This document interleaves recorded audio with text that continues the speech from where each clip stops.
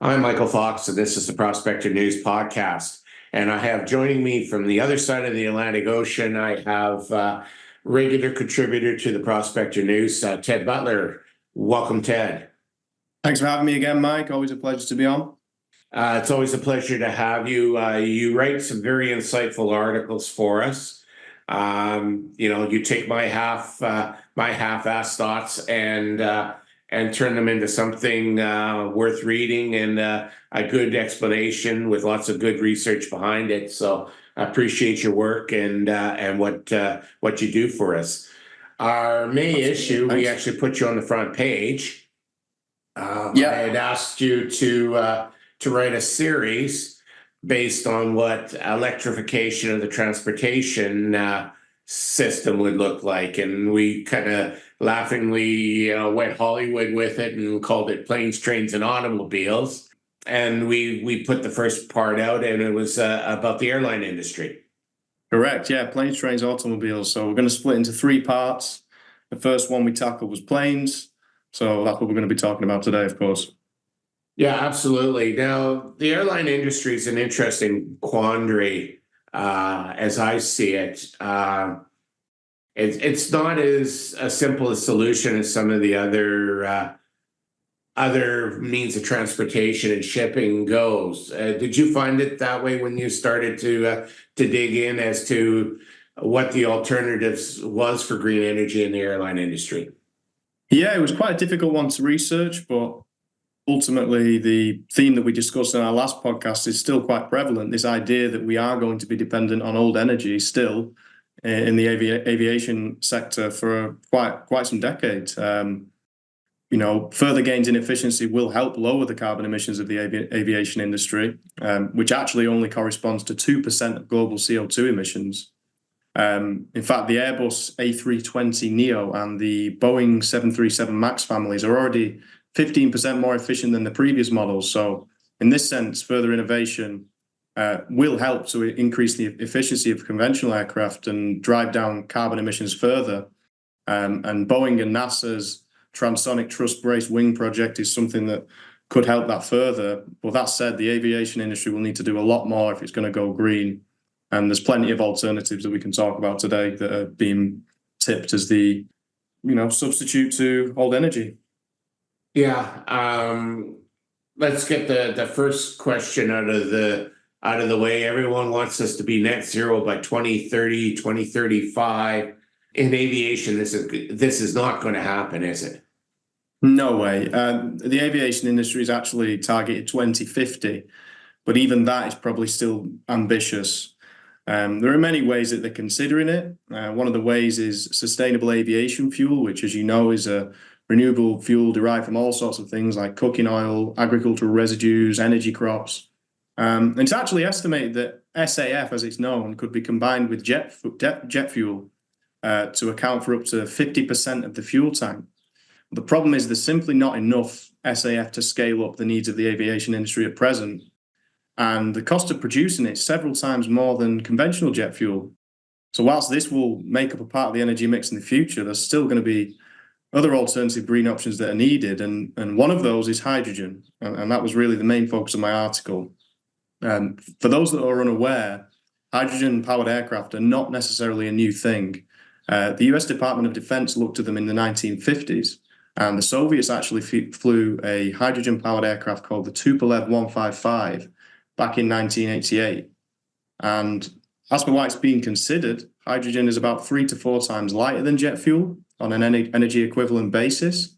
In fact, it's the lightest weight energy carrier outside of nuclear fuel.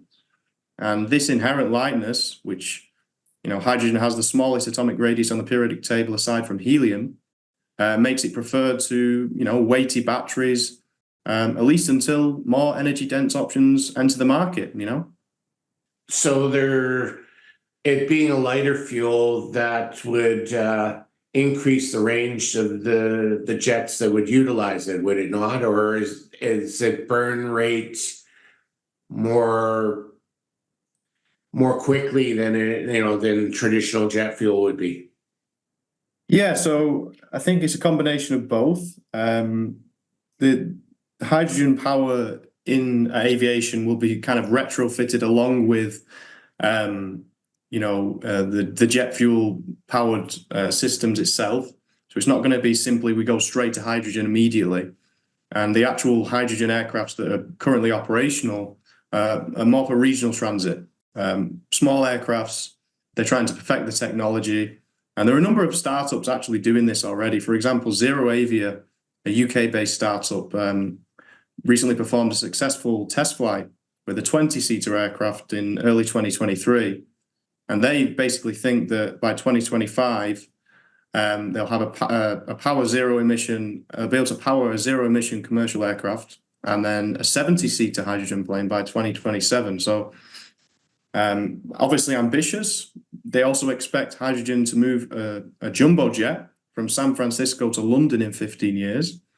And of course, these companies are biased to their own technologies, but certainly the route for progress is established. And it's really not just the startups either. It's the big companies, the big blue chip companies like Boeing are starting to come round to the idea of hydrogen after kind of being tentative to accept it for a long time. They recently stated that hydrogen's role in aircraft propulsion could begin to make an impact.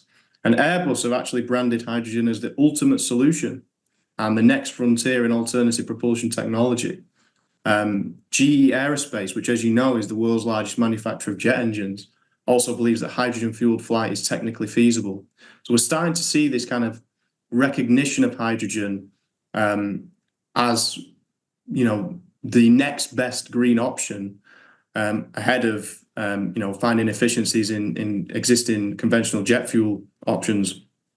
So the hydrogen itself, is it the same as a hydrogen engine that would go into say a truck or a car or a bus? The hydrogen burns off, mixes with oxygen, and the exhaust comes out as water vapor. Is that the same concept with an aircraft as well? Pretty much, yeah. So in my understanding, well, one of the companies that's kind of leading the way at the moment is Universal Hydrogen. And the way they did it, they replaced one of the plane's two turbine engines with a fuel cell and electric motor. So without requiring a battery, this allowed the pilot to throttle back the jet engine and exclusively cruise on hydrogen power, thus becoming the largest plane to do so. It was a 40 passenger regional airliner. So yeah, in answer to your question, that there's a multitude of ways that's being considered, but the reality that I want to hammer home is that it will be a case of retrofitting hydrogen with existing conventional aircraft first before we go all hydrogen, if you see what I mean. Yeah, I see. So if I'm understanding the way you're describing this, then these planes are be kind of like hybrid hydrogen jet fuel. They would use the jet fuel to take off, get to cruising altitude and speed, and then they would power down the jet engines and run strictly on the hydrogen engine. Correct, yes. So similar to how we have with electric cars at the moment, we are, hybrid technologies are going to be sort of the conduit by which we reach electric vehicles. We're not going to immediately go to electric vehicles straight away. This is the point I was trying to make in our previous podcast that, we will be straddling across from brown to green quite slowly. And we will need sort of intermediary technologies to facilitate this. But for example, Airbus, they're, like I say, one of the biggest manufacturers in the world.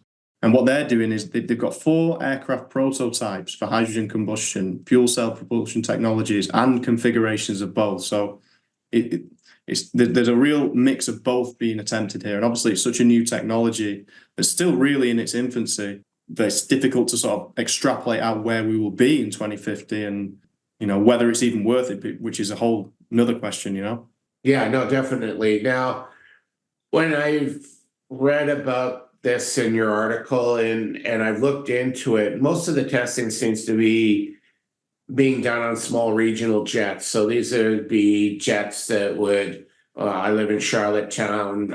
For me to go anywhere, I have to transport to either Toronto or Montreal. I go on a small regional jet, hopefully a jet. Sometimes they're a prop. plane, but that gets me there. And then I get on a larger jet aircraft that takes me to, where I'm going, be it, Vancouver, Los Angeles, San Francisco, places of that nature. If it's a small jump, I'm probably getting on another regional jet. But is the hydrogen, I guess it's going to get rolled out to these regional jets first, but have they moved to the point where it's feasible on the jets that would go from, say, San Francisco to London, or San Francisco to, Sydney or Beijing or Tokyo, those long haul jets that,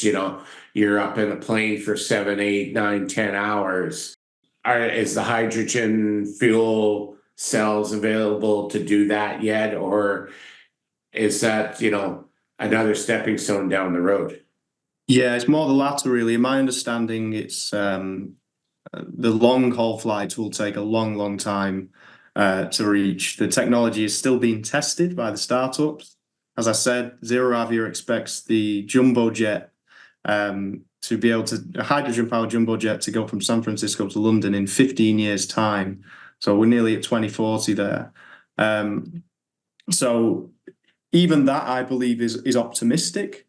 But in the meantime, there are also, outside of the aircrafts themselves, there's attempts being made to, rewire the infrastructure to be at the airports to be inspired by hydrogen. In fact, Airbus is working with Zero Avia, who I mentioned earlier, and the airports in Canada, in Montreal, Toronto, and Vancouver, to study the feasibility. So we're really still in the kind of research and development phase here, which shows really how far away the aviation industry is from being green. There's such a long way to go, and we'll get to that a bit later on in terms of the hydrogen electrolysis, I'm sure. Yeah, no, definitely. So let's look at the other alternative then. So we have hydrogen as one alternative, and then the other alternative is renewable green fuels, as you say, recycled cooking oil, biomass, and things of that nature. Hydrogen, I guess, is the dream because it has zero carbon emissions in its operation. How does that compare to the other alternative fuels that we could use? Well, I guess it's a real question if they can optimize hydrogen. So, as you know, liquid hydrogen has a higher density, and if this can be perfected, this will take up less space in the cabin, more seats for customers, lower fares, and crucially, better profit margins for these companies over time. If that breakthrough can be made, then the propensity for hydrogen to take on the mantle will be much higher. But ultimately, the important thing here is I don't think hydrogen is going to take a complete monopoly. I think it will be a mix of these sustainable aviation fuels, biofuels, like you say.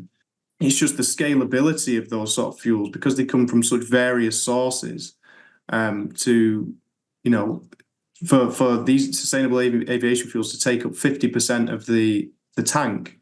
The supply is just not there, and the cost, obviously, that would be incurred when the demand arises for these sustainable aviation fuels might even price them out of the market. Of course, hydrogen in itself is still expensive to produce, especially if it's green hydrogen. But if the aviation industry is serious about transitioning, then it's going to have to stomach the cost, or government incentives will have to facilitate that. Yeah, okay.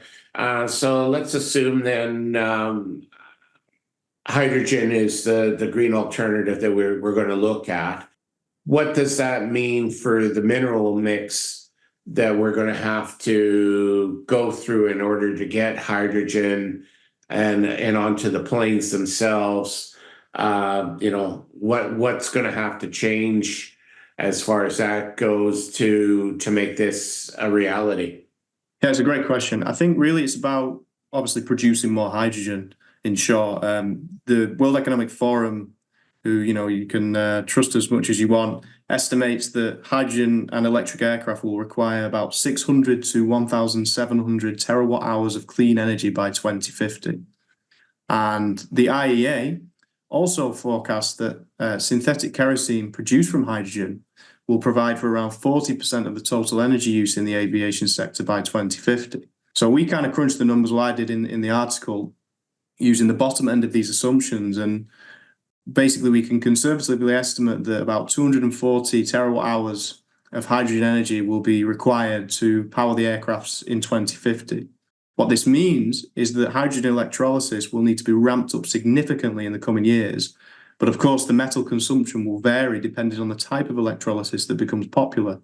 And there are multiple ways, but there are three types of electrolysis. One of them is alkaline electrolysis, which is dependent on nickel, using about 8.9 kilograms per gigawatt output of nickel as an alkaline electrolyzer. There's also the solid oxide electrolyzer, which also uses less nickel, about 1.3 3 kilograms per gigawatt hour of output. And then there's the PEM electrolyzer, which is dependent on platinum metals, palladium, and iridium in small quantities, but obviously they're more expensive. So just to walk you through the numbers, if we hypothetically assume that alkaline electrolysis maintains its current preference, which it currently is, and further assume that it will account for, let's say, half of the 240 terawatt hours of hydrogen energy required to power aircrafts in 2050, then around 1.07 million tons of nickel will be required in 2050. And that equates to around half of Canada's 2023 nickel reserves today. So that would be in 2050, half of that being consumed by the aviation industry. So this gives you an idea of the scale of the challenge ahead, scale of the challenge for mining companies to ramp up production to meet the needs. But it's a bit like the chicken and the egg situation. It's like, why would the mining companies mine for it unless they know that this is the direction the aviation industry wants to go? And until it has that clarity, which may need to be enforced by stronger government policies, it's very difficult to really see the aviation industry going green by the time that it says it will, Yeah, and given the permitting challenges that also come with nickel mining, you're probably looking at a situation exactly that. It's chicken or the egg. By the time we decide it's the chicken and not the egg may take another 10, 15 years beyond that to come online, and that could push this start date for hydrogen aviation back even further. Absolutely, yeah. I mean, whichever form of electrolysis comes out on top, I think the likelihood is that it'll be a combination of all the three that I mentioned going forward. And not to mention as well, there's substitution, thrifting, new innovations could disrupt these forms of electrolysis altogether and completely change the dynamics of metal consumption. This is one of the difficulties with extrapolating out to 2050 at this stage. But regardless, the important takeaway is that, hydrogen is really the best bet at the moment. That's what's being backed by the companies. So if the aviation industry is to go green, then that's really what we're going to do. And I spoke a bit about government incentives, and obviously we know about the Inflation Reduction Act. We've spoken about that quite a lot. They provide clean hydrogen plants with a tax credit of about 2.6 cents per kilowatt hour and up to $3 per kilogram of hydrogen until 2032. But obviously, after 2032, there's no regulatory clarity. So at what point does the government need to sort of think more longer term, create more incentives for this production? I think that's what's needed to really drive the adoption of hydrogen is further government policy that provides more confidence to the miners and to the industry itself. Yeah, there's another example of compromise situations where we're going to be faced with having to make a compromise, and in order to do this for the aviation industry, they're going to have to compromise that that end date of those subsidies and possibly the size of the subsidies themselves. Absolutely. I mean, it's an absolutely gargantuan task of shifting the aviation industry. It's going to require a capital investment of between 700 billion and 1.7 trillion across the value chain by 2050. And 90% of this will actually be for off-airport infrastructure, such as power generation and hydrogen electrolysis and liquefaction. This will be very intensive for nickel, PGMs, rare earths, and if this does come to fruition, this is a great demand driver for these critical minerals. It's a brand new demand driver in that sense, because green hydrogen, which is differentiated from the other methods of hydrogen production in the sense that it's using renewable sources, only accounts for 2% of global hydrogen production. So what's happening is the hydrogen electrolysis production is basically going from a standing start. It's like 0.5 gigawatts as of 2022 in terms of capacity, and it's needing to be 1,000 by 2050. So we're talking about a 2,000-fold increase that's needed in hydrogen electrolysis capacity if the aviation industry is even to stand a chance of going green, which is why I'm actually more on the side of things that we will just continue to use jet fuels, and we will continue to use the conventional methods. We'll continue to gain in efficiency and bring the carbon footprint of these aircrafts down.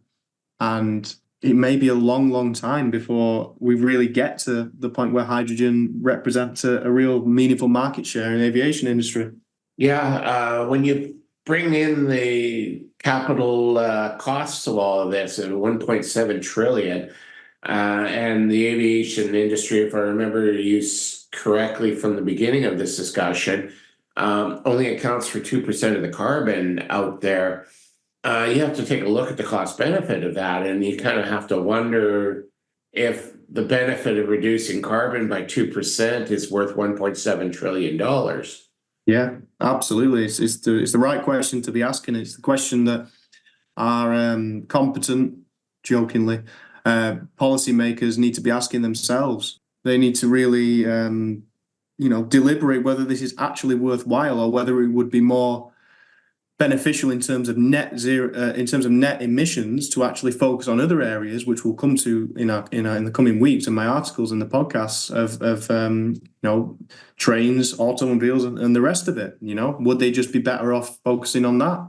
Yeah, that's always a possibility. Sometimes the correct course of action is to surprisingly do nothing. Right. Less is more. Yeah. And unfortunately, a lot of people don't like the idea of doing nothing. They seem to think that something has to be done, but sometimes it's not worth the effort. So, speaking of the future articles, your second part will be coming up in the July-August issue. What area of transportation will you be focusing on for that one? Yeah, I think we'll keep it in chronological order. I think we'll go with trains. Obviously, in addition to that, we'll cover buses, other public transportation systems, and really just look at, again, what metals will be consumed. I'm assuming there'll be a lot of copper this time. Of course, nickel will be prevalent, potentially even silver. In fact, I would imagine that's probably the case. But yeah, I'm looking forward to writing that, and I'm sure we'll have an interesting discussion in the follow-up. Yeah, I'm interested in that one too, because trains aren't uniform. The way we deal with trains in North America is vastly different than the way trains are over in the European Union and over in Asia. So it'll be interesting to see where that conversation and discussion is going to go in those different regions, for sure. So I'm looking forward to that. For those that are interested, I will link Ted's May article to the bottom of the description of this podcast. And I look forward to seeing part 2 as we roll this out. Great. Thanks for having me, Mike. Always good to talk. Absolutely, Ted. And I look forward to part 2.